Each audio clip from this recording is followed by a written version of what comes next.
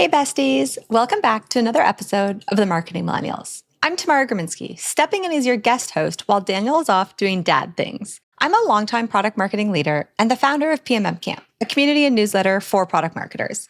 And today's episode is a fun one. I'm joined by Louis Grenier, the unapologetically French, contrarian creator of Stand the F Out. Louis is on a mission to help marketers stand out without selling out. You might know him from his time at Hotjar or from his podcast where he's interviewed folks like Seth Godin and Rand Fishkin. Now he works with companies to build positioning and brands that actually get noticed. And his book, Stand the F Out, breaks down his entire process. In this first episode of our two-part conversation, we dig into the foundation of standing out: insight, positioning, and segmentation. Louis shares the 6 questions every marketer needs to answer to find their edge. And we unpack why fluffy personas and overcomplicated segments are killing your marketing. Let's get into it. Welcome to the Marketing Millennials, the No BS Marketing Podcast. I'm Daniel Murray, and join me for unfiltered conversations with the brains behind marketing's coolest companies. The one request I tell our guests: stories or it didn't happen. Get ready to turn the up. Louis, welcome to the show. Bonjour, bonjour. Bonjour. I'm Canadian, so I actually did study a bit of French growing up. Obviously not the right French, as you would say, but I could maybe follow along with a few French words. Don't put words in my mouth. It's a different version of French. I love it, actually. French Canadian is... I've made a few friends along the way when I was traveling, and I always find French Canadians funnier, whatever they say, because the accent make it way, like they sing it more, and they have a few words that we don't use that are just very funny to me. So yeah, don't be ashamed of that. It's all good. Maybe we'll sprinkle in a few French in this episode. But I want to start today with kind of the big idea that sits at the heart of your work, which is, what does standing out even mean to you? Because you talk about standing out as being this like core part of what we should all be focusing on. I don't actually talk about standing out. I talk about standing the fuck out. And I know that might sound like a smart-ass answer, but I think it needs the additional swear word to really show the intensity at which nowadays, more and more, we do need to stand out, right? We do need to differentiate in a way that is honest. We need to do so by, gathering insight that others might not find about our customers, and we need to take some risk in some way, shape, or form in order to be distinctive, to be noticed in the market. So it's not just standing out. I think it deserves a bit more, oomph and intensity to it. So it's really about standing the fuck out. I love that. I do think the word differentiate gets tossed around a lot and has kind of lost most of its meaning. So I'm excited to dig into that today and see how we can get a bit sharper with standing out. One question I had that I was curious, just as I've been exploring your work, is like, what pushed you to care so deeply about this idea? Like, did you have an experience where you realized standing out, not standing out, was detrimental to your success, or you saw a brand that was really inspirational that you thought was standing out? So let me take you back to my high school years, so around 15, 16, 17. And at the time, I was very contrarian already. And I was being contrarian to be noticed by others because I was craving approval, craving the attention of others. And the only way I had learned to do so from my early childhood to then was to get attention this way, especially from my mom, because she wouldn't notice me if I was being a nice little boy, right? So the only thing that I would do that would work was actually to try to poke holes in her thinking, or when she was wrong, or to do stuff that she didn't like me to do, like being contrarian like that. And so that muscle started to develop on its own. And I used to do that with my teachers and with my friends and whatever. That kind of became my default way of thinking. And this didn't connect to my career until later on, when I realized as well that the internet was kind of a thing that I really liked to spend time on, because as a teenager it was just the start of high-speed internet and making website yourself. So when I had the connection I started to connect the dots between, okay, I'm a contrarian, I like the internet, but also I feel like I have a good emotional intelligence. So I understand people quite well, or at least I have the curiosity to lead me to think, okay, why do people do that? Or why don't they do that? Or how do they think that? I always kind of like that. So if you make the intersection of those three things, it creates a good cocktail of how do I use my contrarian kind of personality and channel it in a way that helped me to make a living on the internet, mostly by understanding how people behave and how they think. And I think the intersection of that is pretty much standing out. So finding ways to make brands stand out, finding ideas that are quite creative or that go against the grain, and doing so by still understanding how people would probably think or react to those things. So it took me decades to arrive at the point we are today. So that's kind of the backstory briefly, or not so briefly. And the second catalyst was actually a conversation I had with Seth Godin on my podcast years and years ago, where we were talking about this exact point of standing out. And I asked him, let's say you take an internet company that is just boring and that provides services just like the others, how would you make it stand out? And he said, I don't know if you made that mistake on purpose, but you can't ask this question this way. You have to ask, how do we make something remarkable that is different so that you stand out, right? Not the other way around. Don't take something boring and average and try to make it stand out. But that answer frustrated me because he wasn't giving a map at all about how to do so. And I find it quite... I love the guy and I find him so inspiring. Is one of the reasons why I'm in this field, but I find it a bit fluffy and a bit easy to say, not so easy to actually do. So years after, that part of the conversation kept popping up, and it became a niche I really needed to scratch up until I was starting to, helping other brands to do that. I was also working for Hotjar as a product marketer, as the only one on their positioning, and so I managed to revise my own kind of way of thinking about it. And so all of that led to the book Stand the Fuck Out and pretty much what I do today. So as you can see, it took me 30 years. That's fair. I love that. I love that you've kind of been evolving your thinking as we go. And today we're going to spend quite a bit of time on, the concepts in the book and the canvas that you've built. But before we get to that, I'm curious about your philosophy around, it sounds like you believe that being contrarian is a way, maybe not the only way, but a way to stand out. How do you balance that with, once you've kind of captured attention by being contrarian, with also providing a sense of belonging? Because I think in order for someone to want to buy from you or stick around or buy again, I believe that there needs to be a sense of belonging. Wow, this was made for me. Obviously Seth Godin talks about tribes as well. Do you view those two things as in opposition, or am I making some assumptions here about your philosophy overall? Yeah. You're making assumptions which are normal to make based on what I said earlier.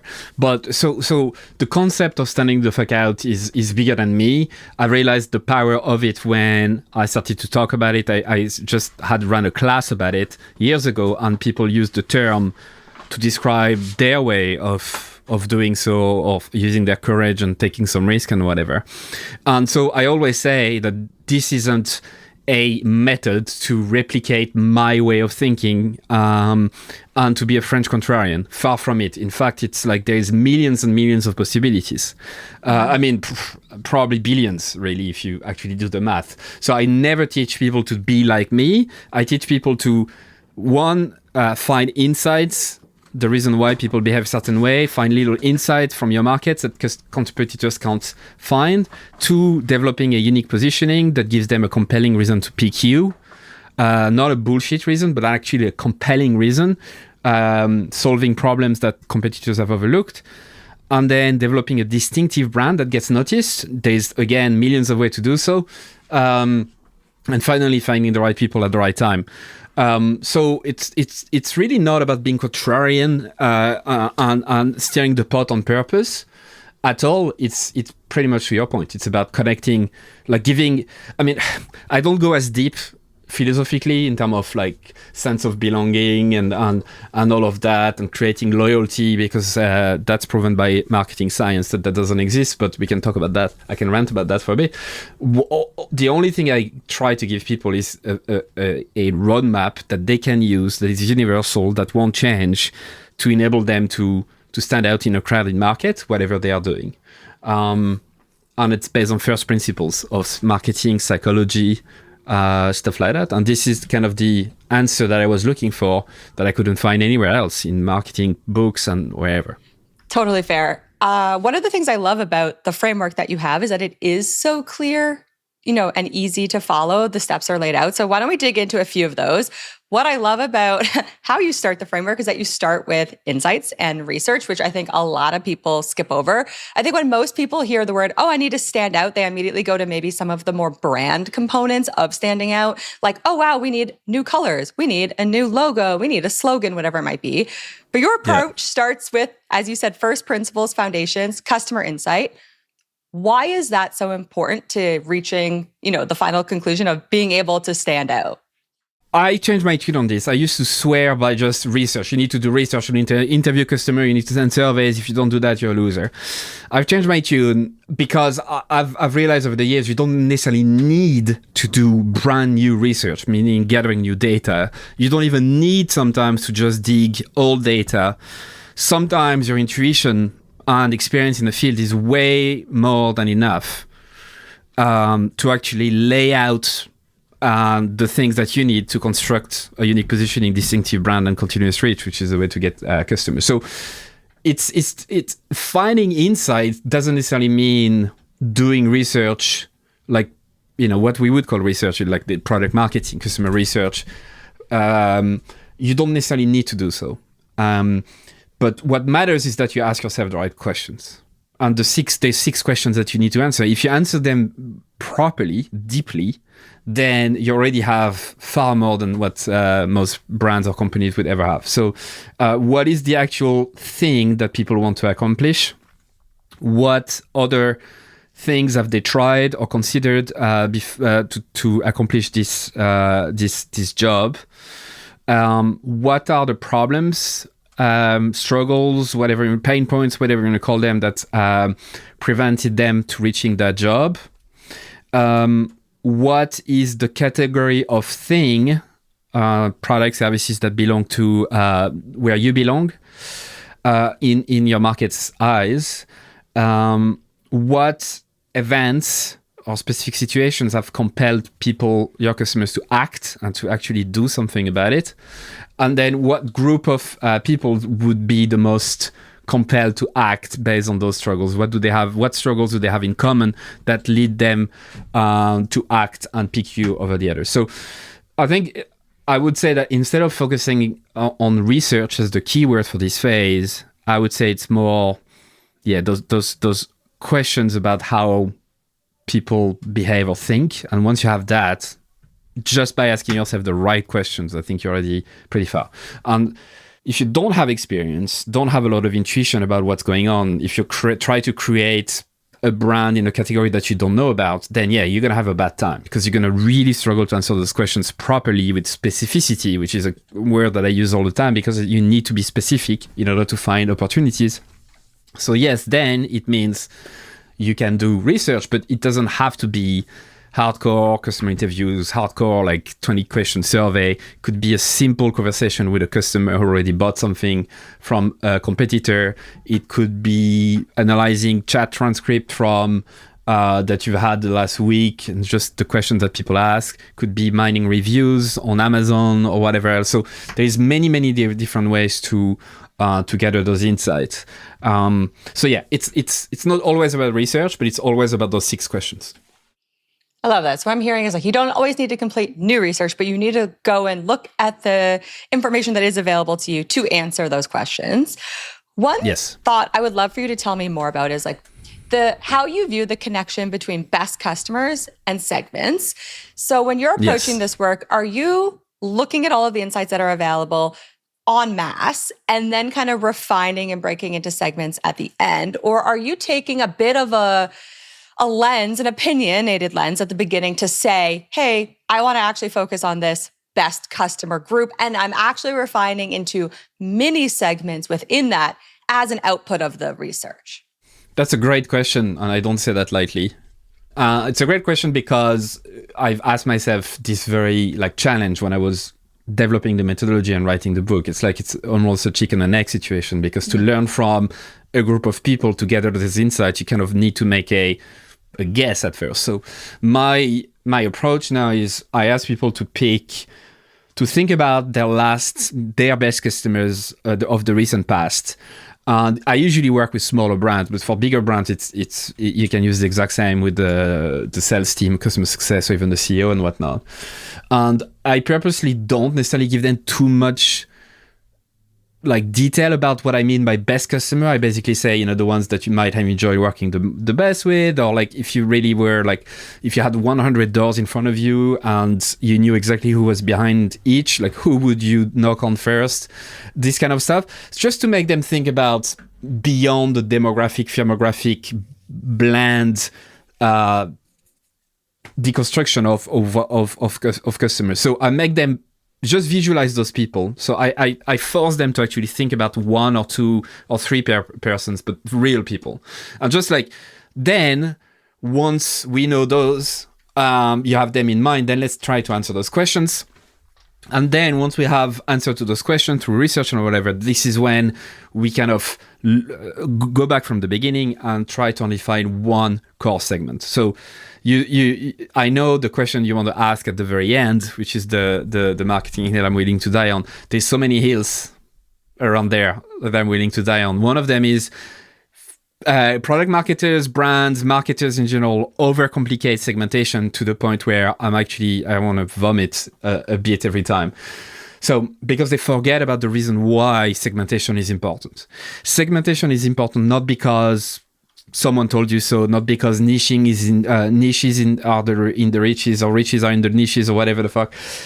You need to understand why, first of all. So the reason why we must pick a specific group of people is because we want to give a specific group of people a compelling reason to pick us over the alternatives. Mm-hmm. And we do so by solving problems that they struggle with a lot. Doesn't have to be a crazy amount, but at least there's stuff that they can't achieve their job because those things are in the way. And they are important to them and they're not solved at all or not properly by alternatives. So therefore, when you are there and propose a solution to those things, even if you're not known, the likelihood that a group of people who share those struggles more than the average, who feel them more than the average, the likelihood that they'll pick you is higher. So this is why niching down is so important, especially as a challenger brand. This is why you need to focus your attention on one core segment. And so instead of starting with, okay, we have 5 different personas. So we have Marketing Mark. Marketing Mark is 35 and is it Boston, whatever. No, that doesn't do anything to you because it doesn't explain the struggles they have in common or what makes this particular group of people suffering from those struggles more than the average. So the question is not what age or what fucking demographic are your personas. The question is who tend to suffer from those struggles that you've identified that others don't really solve well more frequently or more acutely than the average. Because then that gives you a group that is more likely to respond to your thing. And the answer to that question is your core segment. Then yes, you can split it in different ways to target sub-segment inside there. If, for example, you go on LinkedIn ads and you need to pick specific firmographics, you need to target that group in one way, shape, or form. But the only thing you should care about when you define a segment is the attributes that they all have, that they all share, that explain why they struggle more than the average. You are preaching to the choir with this one. I am a big segmentation nerd and also allergic to the word persona, I always say, because I think personas are completely useless 99% of the time. My philosophy here is like, if you can't clearly identify your anti-segments, then you probably haven't refined your key segment close enough, right? Like you need to be willing to alienate people in order to be as resonant as possible with that best customer. I've worked in a lot of tech companies and often I will get pushback from executives, the CEO, board members who are like, well, what about all of these other customers that give us money? Or like, what about the TAM over here? And I always say, like, when we think about best customers of this key segment, it doesn't mean we're not going to serve someone else. Like someone can come and buy my product if they want it. Like I'm sure there's people who buy your book who you would not define as your key segment, right? You're going to take their money. Hopefully they get some value out of the book, right? That's awesome. But you're not going to market to them. The cover of the book was not designed for them. You're not going on podcasts to promote to them. And so there's I think, an important difference there for people to recognize. It's a gigantic difference, right? And I don't know if you agree, but to me, it's not a marketing or business problem. It's a psychological problem. It's a problem that stems from our need to feel like, what are we, the fear of missing out, right? The fear of what if we don't get out to this group, we're going to miss out on so much money and whatever. So a better reframe, like a helpful reframe I found, is to ask yourself instead, what are we missing out on by not focusing on that group? So we might miss on like better knowledge of that specific group. We might miss like better insight. We might miss extra revenue because all of the attention and resources would go to this group. So therefore we can upsell to more things. We can learn about that, whatever, right? So like you are missing out on way more by not focusing your attention, especially nowadays more and more, because if you really want to give a group a compelling reason to pick you, you really have to go narrow, specific, or else you're just going to blend the fuck in. Yeah. I love that. I'm going to definitely borrow that question. That's a really good prompt. I want to turn a little bit after we have these insights. So we have the insights, we've looked through them, we feel like we have alignment on who this key segment should be. And then the next step in your framework is the actual positioning itself. And you recommend a specific positioning statement format. And I'm just keen to hear, like, how did you land on that format? Are you actually sold that that format is the one that unlocks, the rest of the standing out? Or is this, you just had to make a call on one? Because I'm sure, as you know, as a product marketer, there's so many different positioning formats we could use. Yeah. But I'm not married to the exact structure I'm using. So like the structure is something like, unlike alternatives, we are the only whatever in that category that solve those struggles and help this segment reach that job, or something along those lines. Mm-hmm. And the reason why I'm not very specific about it or anal about it is because it doesn't really matter. What matters more than just following the exact structure is clarity of being able to write briefly your positioning in one sentence, even though grammatically it's correct, but then you wouldn't put that on a website because it's very long and convoluted.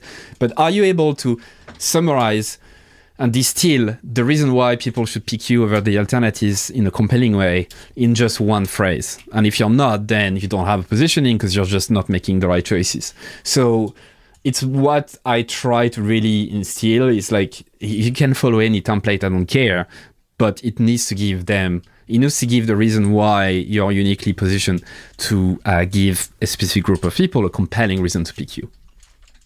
That's fair. One thing that I noticed about your work is that, where a lot of positioning experts stop, like let's say April Dunford's framework, she kind of stops once we get to this positioning statement. You take it a step further and you have two whole steps after, one of them being this like distinctive brand component. And you specifically talk about the brand kit.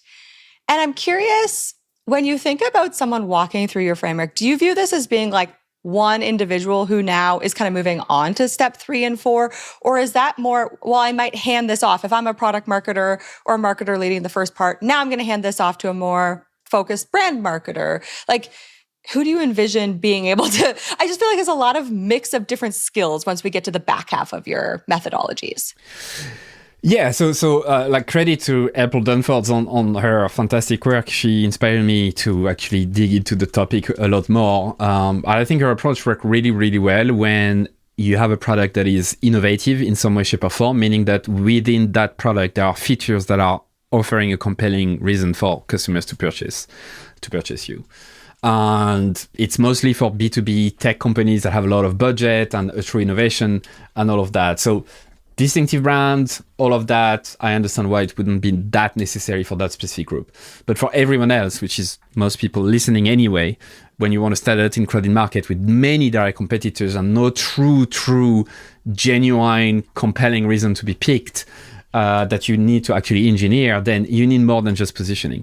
So you do need more than just a unique positioning. I like to say that the compelling reason, the positioning itself, that's more the rational side of things. It's more the, something that you're devs and everyone else can get behind. The distinctive brand is more the irrational side, where you're going to have to do some weird stuff to be noticed. It doesn't have to be crazy, but it has to be distinctive in order to be noticed and cut through, because if you don't, nothing's going to happen. You can have the most beautiful, unique positioning in the world. It's going to be very difficult.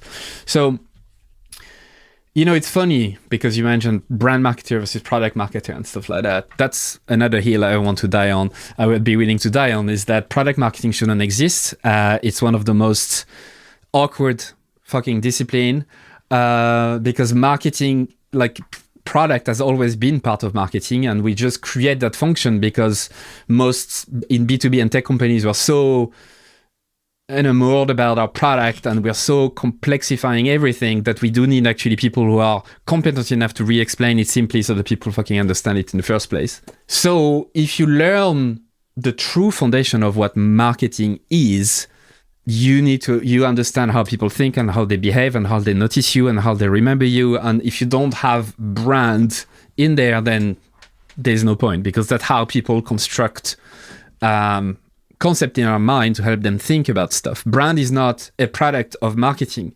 Brand is a product of how people think. We need brand to make decisions in our daily lives. We can't start from scratch and make decisions about new cereals every day. We do need some categories and nice little boxes that we can have in our head so that we can take decisions fast. So branding is not a mental construct, or else it would have disappeared.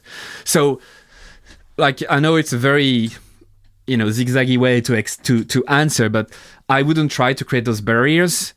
If you truly want to make the company you work for or your company stand out, meaning selling more to a group of people who want to buy from you and finding where the demand is and growing, whatever definition you give or whatever segmentation inside marketing you give, it doesn't matter, because you need all of this. Yeah. What I'm hearing is you need kind of alignment, one continuous thing. I will have to fight you on that marketing hill, though, because everything I do is related to product marketing. I do hear you, though. One of the pains of being a product marketer is that we often feel like, no one really recognizes us as their team. So we are almost an outsider to product. We're an outsider to marketing.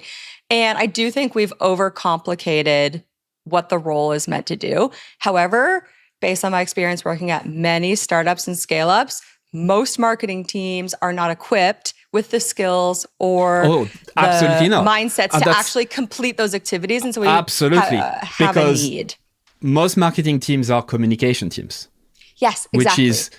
Which is if I'm not mistaken, 4% of the job of marketing. That's one Mark Ritson who would split the 3 stages, like diagnosis, I'm gonna fucking butcher it now. I have it. It's basically a simple equation with the 4 P's and the 3 core stages, and essentially communication is just a tiny percentage of our responsibility. So I completely agree. In a perfect world, the marketing team would be trained on foundational marketing skills, which includes what we do, and product marketing doesn't have to then have its own thing. It's like go to market, GTM. Yeah. That's another hill I'm willing to die on. Go to market is one of the stupidest thing I've ever come across. Reverse engineering, recreating the fucking wheel and calling it a different name. I mean, go to market. What else is the marketing supposed to do apart from going to the market, coordinating with whoever creates the product? I mean, yeah, it's just a symptom of B2B tech who's just creating problems out of nowhere and stuff. And hopefully they will, like anything, that the pendulum is going to swing back soon enough. But yeah, it just drives me nuts. Me too. We could have a whole episode just of the marketing hills that we would both like to die on. Oh yeah, but I have it's a chain of volcanoes for me. Yeah. Okay. Thousands. Before we wrap up the episode, I want to chat a little bit about maybe 1 or 2 brands that you love, that you think are standing out and doing a good job, whether that you think they've followed your methodology and you've worked with them before, or if they're just brands that you appreciate. I think we should do 2 episodes, right? We break it into 2 parts so we can talk more. I love it. I'm down. So we will leave it on a break where you can tune in to hear more about how this actually comes to life. So before we end today, then, I will give you one chance to share one more marketing hill that you would die on that is separate from the ones you've already shared today. But you have to promise me that I can add another one later on as well then. I promise. You will get one per episode. One per episode. Okay. One is the fact that marketing is not changing and that it's the tactics and the tools that are changing. So anyone trying to sell you this idea that marketing is changing is full of shit. Okay. I love that. Tell me more about that. What does that actually mean? Well, that means that the very foundation of marketing are based on psychology, scientific stuff, people, the way we behave and think. And this is not going to change anytime soon. We are a product of millions of years of evolution. We are a species that is like a social species, whatever. And it's not because we have iPhones in our hands that we are changing the way our brain cells are configured. So anyone who's trying to tell you that marketing is changing, either trying to sell you something so that you'll buy their $99 product, or they mean the tactics in order to reach customers and understand them are changing, and you need to update, you need to adapt, which I completely agree. But the very fundamental of marketing is not changing. Okay. I buy into that. Okay. Well, thank you for coming on for part one of our two-part conversation. And we will stop here and listen to our next episode to see how we continue. Thanks so much for listening. Keep tuning in to hear more great insights from the coolest marketers from around the world. If you haven't already, make sure to subscribe and follow the Marketing Millennials podcast on Apple Podcasts, Spotify, YouTube, or wherever you get your podcasts. And if you like what you hear, I would greatly appreciate you giving us a 5-star rating. It helps bring more marketers into our community.